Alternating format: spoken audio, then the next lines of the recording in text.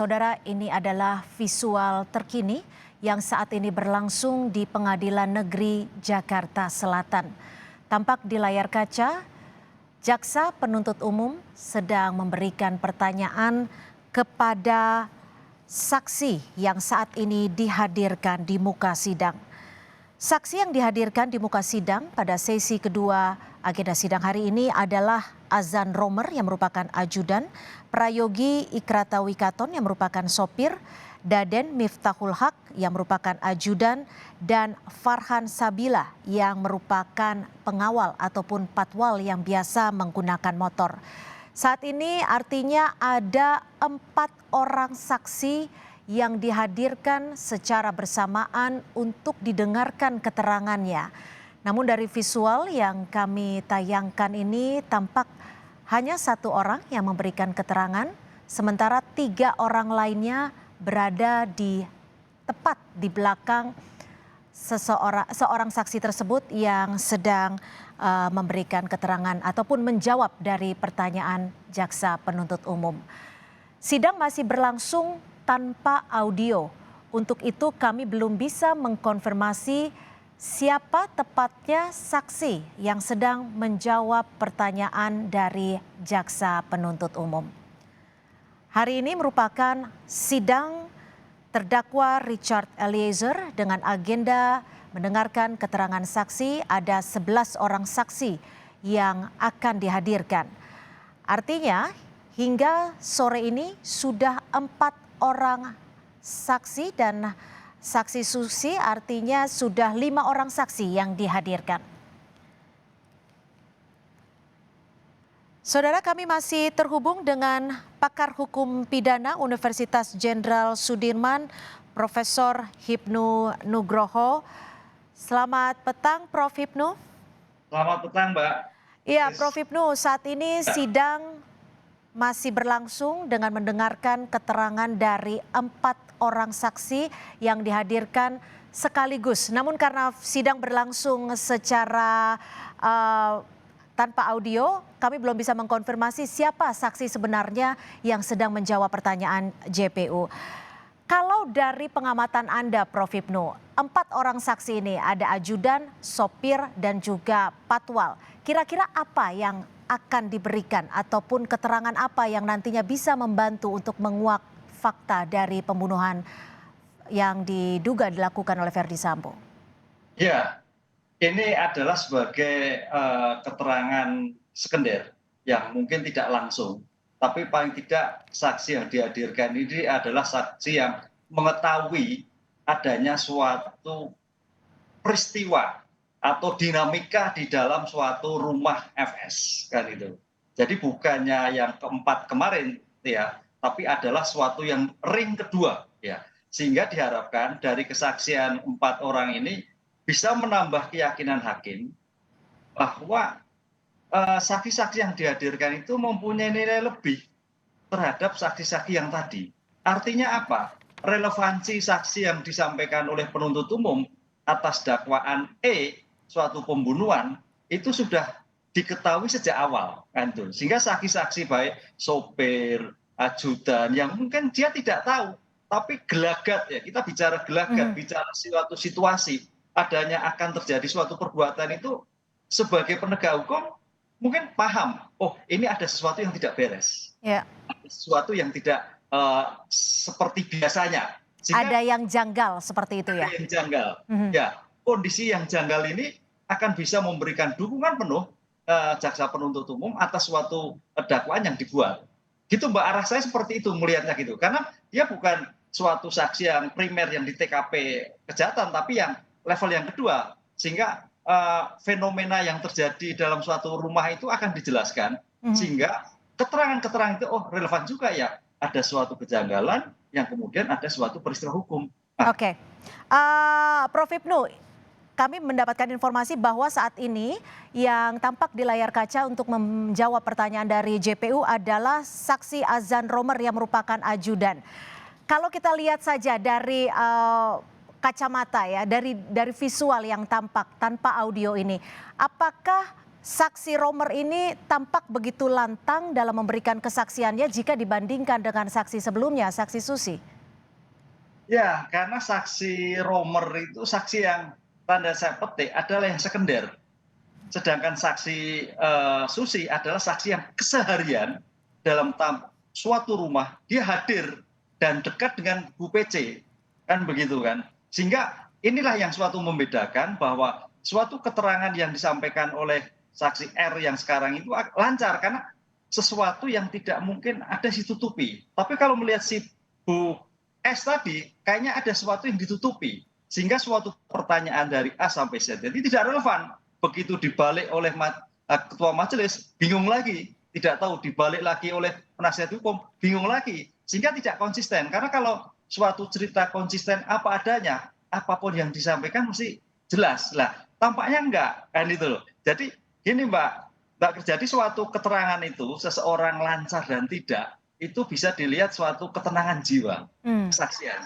Kalau dia suatu keadaan gundah, apalagi mungkin ini sejak awal kan skenario yang dilakukan oleh para penegak hukum, kemudian ART kita juga tidak tahu kan ART sekarang. Ini baru sekarang mungkin juga dari S ini ada doktrin tertentu dari keluarga FS sehingga karena ada kedekatan yang begitu kuat seperti itu ya.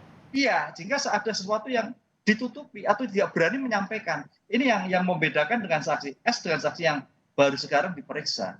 Oke, kalau untuk pengamatan Anda, kira-kira apa yang akan diungkapkan dari saksi Romer ini? Ataupun pertanyaan-pertanyaan apa yang disampaikan oleh jaksa penuntut umum?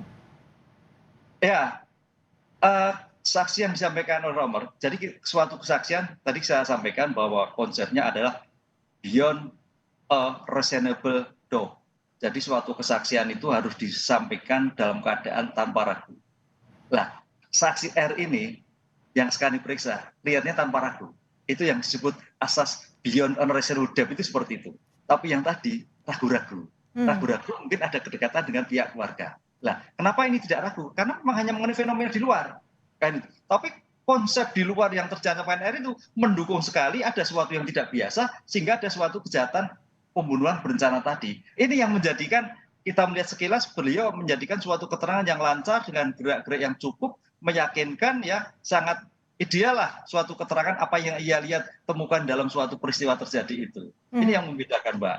Mudah-mudahan dari kesaksian yang disampaikan ini bisa menutup tadi apa keterangan S tadi.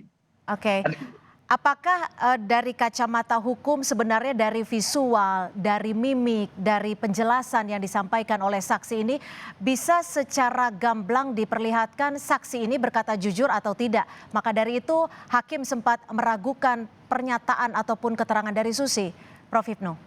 Ya, gini Mbak, dalam suatu persidangan kami kan di kampus itu ada suatu MCC. MCC itu moot court ya. Dalam suatu persidangan, moot court atau peradilan semu, justru yang melihat itu adalah bagaimana gestur seseorang menjelaskan, gestur seseorang menanyakan. Kalau gesturnya itu adalah langsung, saya sih bukan ahli gestur ya, tapi dalam keseharian kita memberikan pembelajaran pada mahasiswa, itu sangat menentukan sekali. Kalau seseorang itu bisa menjawab dengan lancar, oh berarti tidak ada beban. Tapi kalau dia menjawab dengan sepotong-sepotong berarti ada beban. Ini yang sering kita diskusikan di dalam suatu kampus ketika ada lomba-lomba. Karena bicara hukum, bicara mimik, gestur itu sangat menentukan. Bagaimana bisa meyakinkan klien, itu berarti kan harus ada suatu upaya untuk meyakinkan. Suatu mimik yang tegas gitu loh Mbak. Gitu. Ya, tapi artinya titik awal untuk mengetahui apakah seseorang ini berkata jujur atau ada yang disembunyikan, seperti itu ya Prof? Iya, itu yang sering kita sampaikan pada mahasiswa untuk lomba-lomba itu akhirnya menang. Menangnya karena bisa meyakinkan. Kalau sebagai seorang majelis berarti mampu menggali berarti memberi jawaban tepat yang bersangkutan tidak merasa menjadikan suatu beban. Iya, gitu. Prof. Hipnu, Kalau tadi sebelumnya untuk kesaksian yang disampaikan oleh saksi Susi, hakim menduga sudah ada jawaban yang disiapkan oleh saksi Susi karena ada beberapa jawaban yang belum selesai diutarakan atau disampaikan, tapi si saksi tersebut sudah menjawabnya. Sementara hakim juga menyebutkan bahwa Susi bisa dikatakan terjebak dalam kebohongannya sendiri. Kalau pengamatan Anda sendiri seperti apa?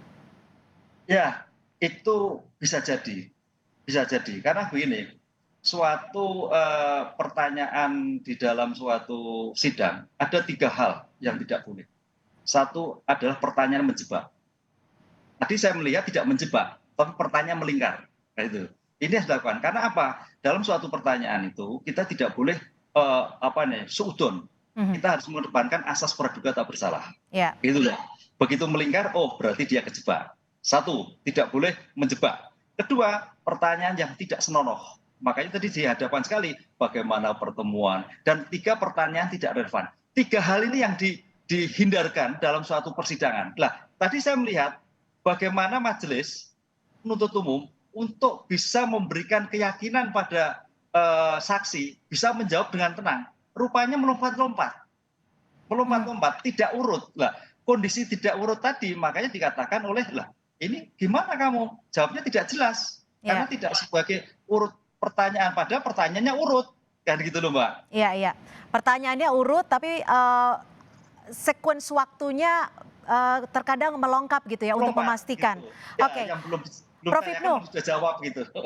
Ya, Prof. Ibnu, dalam Ya. sidang sebelumnya saat mendengarkan keterangan saksi Susi, ini juga ada yang menarik perhatian adalah saat hakim yang juga mempertanyakan mengapa ajudan Putri Chandrawati semuanya berjenis kelamin laki-laki. Karena dinilai tidak biasa ketika seorang istri jenderal semua ajudannya laki-laki namun tidak ada yang perempuan. Apakah keraguan ataupun pertanyaan hakim ini menjadi salah satu strategi hakim untuk mengungkap kasus Sambo menurut Anda? Ya, sangat relevan sekali. Idealnya kalau kita lihat di manapun lah, kalau kita lihat lah, namanya perempuan ya ajudannya perempuan, kan gitu kan. Ada polwan lah, ada gitu. Ini laki-laki, sehingga ada sesuatu yang perlu diperjelas. Kenapa pakai ajudan laki-laki? Ini pertanyaan Mbak. Kita nggak mau menuduh ada sesuatu yang perlu dipertegas. Kenapa laki-laki? Karena kalau kita lihat, kita bukan ahli dalam bidang SDM ya, tapi kebiasaan secara empiris. Seorang dekan, seorang rektor, ajudan perempuan, ajudan perempuan. Demikian juga kalau kita lihat beberapa di kepolisian laki-laki. Kalau kapolri perempuan juga perempuan. Nah, ini kenapa sampai terjadi itu? Ini menggali. Makanya tadi saya katakan dari koreksi ini nampaknya Mbak, ada sesuatu yang dilakukan oleh majelis sebetulnya untuk membongkar motifnya itu apa, kan itu. Sehingga kalau nanti ini dugaan-dugaan yang terjadi akan terjadi, motif yang terjadi adalah A, B, C, D dan sebagainya. Jadi Karena memang sesuatu ada yang strategi wajar. khusus yang sedang dilakukan hakim Iya, sebenarnya ya, Prof. betul gitu Mbak. Karena di sini dalam suatu teori bertanya itu juga ada kecerdikan, taktik dan teknik. Baik. Kecerdikan itu yang sekarang dilakukan oleh pada majelis, oleh penuntut umum untuk paling tidak bukan menjebak, menjadikan titik temu bahwa ini loh permasalahannya begitu. Oke, baik, kecerdikan, aktif dan teknik untuk menemukan titik temu.